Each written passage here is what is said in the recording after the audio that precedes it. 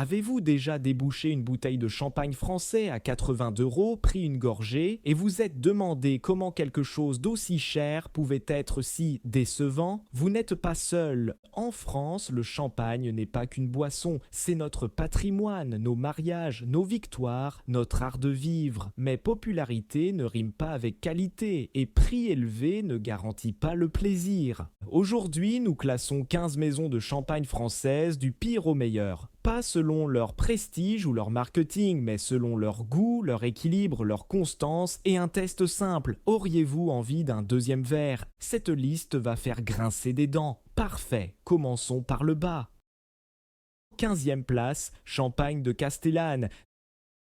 Dernier, et franchement, ce n'est même pas serré. De Castellane n'essaie pas vraiment d'être un grand champagne. Il essaie d'être présent, c'est la bouteille qui apparaît dans les supermarchés, les réceptions d'entreprise et les brunchs où le jus d'orange fait tout le travail. Le goût est agressivement simple, sucré, plat, vaguement fruité, avec des bulles qui arrivent dans fanfare et disparaissent aussi vite. Il n'y a aucune structure ici, aucune profondeur, aucun sens du métier. De Castellane survit parce qu'il est abordable, familier et facile à acheter sans réfléchir. Mais dans un classement sur le goût et l'expérience, quand le plus beau compliment qu'on peut faire à un champagne, c'est qu'il disparaît dans le cocktail, c'est un aveu. 14e place, Champagne Mercier. Voici où la confusion entre officiellement en jeu. Pour des millions de Français, c'est le champagne. Il coule dans nos fêtes de famille depuis des décennies, servi dans les hôtels, et on lui fait confiance simplement parce qu'il a l'air du rôle. Papier doré, bruit de bouchon, ambiance célébration. Le problème, c'est ce qui arrive après la première gorgée. Mercier a un goût mince, trop vif et légèrement aigre d'une façon qui ne semble pas intentionnelle. Les notes fruitées sont tranchantes plutôt qu'élégantes, et la finale tombe rapidement. Ce qui maintient Mercier en vie, c'est la marque et l'habitude. Il bénéficie énormément de générations de gens qui ont grandi en pensant que c'était ça, le goût du champagne. Mais la nostalgie ne peut pas combler ce vide. 13e place, Champagne Moum. Moum, le cordon rouge, les associations avec la Formule 1, la présence internationale. Sur le papier, ça semble sérieux. Dans le verre, pourtant, il déçoit souvent. C'est un champagne qui mise tout sur la vivacité, poussant les agrumes et l'acidité vers l'avant tout en gardant le reste poliment en retrait. Il y a de l'énergie ici, certes. Les bulles sont vives, la structure est nette. Mais ça peut sembler rigide, presque impatient, comme s'il vous pressait de finir l'expérience au lieu de vous inviter à rester. Moum souffre d'être partout tout en essayant de maintenir son prestige. Quand un champagne est omniprésent, les attentes montent. Et quand le résultat ne correspond pas à la réputation, la déception s'installe silencieusement. 12e place, Champagne, Nicolas Feuillatte. Voici où la liste commence à se compliquer. Nicolas Feuillatte est l'un des champagnes les plus vendus au monde et particulièrement populaire en France. Cette popularité n'est pas accidentelle, il est accessible, propre et soigneusement conçu pour éviter les extrêmes. Le profil gustatif est doux, équilibré et poli. Pommes, agrumes légers, bulles douces, rien ne ressort, rien n'offense. C'est du champagne conçu pour le consensus. Et c'est exactement pourquoi il atterrit ici. Nicolas Feuillatte fait très bien son travail, mais la mémorabilité compte dans un classement comme celui-ci. Quand un champagne quitte le verre sans laisser une pensée derrière lui, il peine à grimper plus haut. 11e place, Champagne, Piper Heidsieck.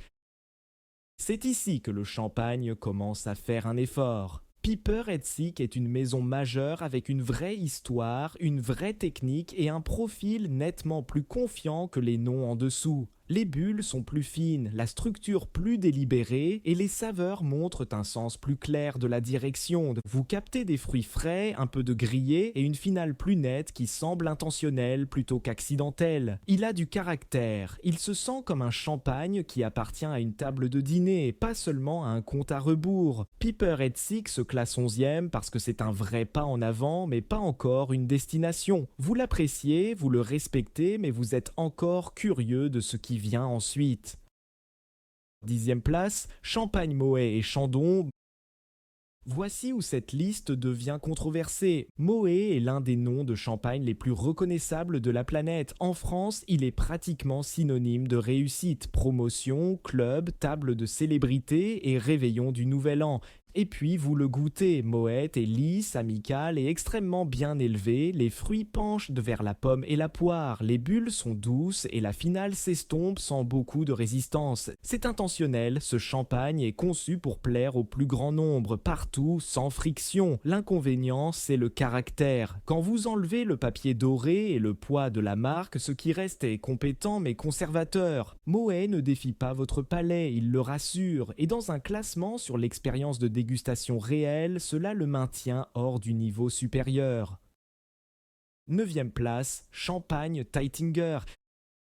C'est ici que l'élégance entre discrètement dans la conversation. Taittinger ne cherche pas l'attention, il ne flexe pas son patrimoine de manière agressive, il verse simplement un verre et laisse le champagne parler. Le style est plus léger, plus frais et plus raffiné que la plupart des bouteilles que les Français rencontrent régulièrement. Le profil gustatif penche vers le croquant et la grâce, agrumes, fleurs blanches, grillées subtiles. Les bulles semblent contrôlées plutôt qu'explosives, créant un sens de l'équilibre au lieu de l'urgence. C'est du champagne qui encourage la lenteur, vous le sirotez lentement sans qu'on vous le dise. Taittinger mérite sa place en étant constamment de bon goût, il n'écrase pas les débutants mais récompense les buveurs expérimentés qui apprécient la retenue.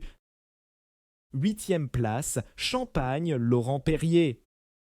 Laurent Perrier se sent moderne sans se sentir manufacturé. C'est du champagne qui comprend l'équilibre comme une philosophie, pas seulement un objectif technique. Tout ici semble délibéré, les fruits sont nets, la structure est confiante, la finale semble polie plutôt que précipitée. Ce qui distingue Laurent Perrier, c'est sa clarté, rien ne semble brouillé. Chaque gorgée se déroule d'une manière qui a du sens, c'est pourquoi il performe si bien lors des dîners et des rassemblements plus long. Laurent Perrier se classe 8e parce qu'il offre constance et sophistication sans s'appuyer sur le battage médiatique. Il ne domine peut-être pas les réseaux sociaux, mais il gagne constamment le respect de ceux qui font attention. 7e place, Champagne Veuve Clicquot. L'étiquette orange est iconique pour une raison. Veuve Clicquot est devenu un raccourci culturel pour la célébration en France. Il est instantanément reconnaissable, largement disponible et stylé avec confiance. Vous n'avez pas à l'expliquer, les gens savent déjà ce qu'il représente. Ce qui aide Veuve Clicquot à se démarquer, c'est son audace. La saveur a du poids, il y a de la richesse, du grillé et une fermeté qui le rend plus sérieux que beaucoup de plaisirs de foule. Il ne disparaît pas après la première gorgée. En même temps, ce style signature peut diviser les gens, certains aiment sa force, d'autres le trouvent un peu lourd pour une consommation décontractée. C'est du champagne qui s'annonce plutôt que de se fondre dans l'arrière-plan. 6e place, Champagne Bollinger. Bollinger est le point où le champagne cesse de se sentir décoratif et commence à se sentir substantiel. C'est une bouteille avec de la posture, il ne flotte pas sur le palais, il marche. La première gorgée vous dit immédiatement que cette maison n'est pas intéressée à être légère ou tendance. Elle est là pour être prise au sérieux. La saveur penche vers le riche et le structuré. Il y a de la profondeur, de la chaleur et un bord légèrement salé qui le sépare des styles plus vifs et fruités auxquels les Français sont plus habitués. Les bulles semblent plus serrées, plus disciplinées, portant du poids plutôt que de la mousse. C'est du champagne qui s'accorde sans effort avec la nourriture et se sent complètement à l'aise à côté d'un steak, d'un poulet rôti ou d'une longue conversation de dîner. Bollinger se classe 6e parce qu'il offre complexité et autorité sans excuse. 5e place, Champagne Ruinart. Ruinart se sent comme du champagne qui n'a rien à prouver. En tant que plus ancienne maison de champagne établie, il porte son histoire discrètement, laissant le liquide faire l'explication. Tout chez Ruinart est mesuré, intentionnel et composé. La texture est ce qui ressort en premier. Il y a une douceur aux bulles qui crée une sensation soyeuse en bouche, rendant chaque gorgée stratifiée plutôt que tranchante. Les saveurs se déroulent graduellement, agrumes, fruits à noyaux, onctuosité subtile. Dans les cadres français, Ruinart apparaît souvent lors de mariages raffinés, de dîners privés ou d'occasions où l'hôte se soucie profondément de la qualité mais ne ressent pas le besoin de la publiciser. Ruinart se classe 5e parce qu'il offre une exécution quasi parfaite, mais il ne cherche pas le drame. Certains buveurs veulent des feux d'artifice. Ruinart offre la précision. Quatrième place, champagne Paul Roget. Le champagne de Churchill est pour de bonnes raisons. Paul Roget représente l'excellence discrète française, pas de marketing tapageur, pas de bouteilles clinquantes, juste une dévotion silencieuse à la perfection du métier qui se transmet de génération en génération. Ce qui frappe immédiatement, c'est l'harmonie. Chaque élément, acidité, fruits, bulles, longueur, semble parfaitement calibré. Il y a une sophistication ici qui ne crie jamais mais qui impressionne constamment. La texture est crémeuse sans être lourde, les saveurs évoluent de la pomme verte aux notes briochées et la finale persiste juste assez longtemps pour vous rappeler pourquoi vous buvez du champagne en premier lieu. Paul Roget se classe quatrième parce qu'il représente tout ce que le champagne français devrait être. Traditionnel sans être rigide, accessible sans être simple, mémorable sans être ostentatoire. Troisième place, champagne Dom Pérignon.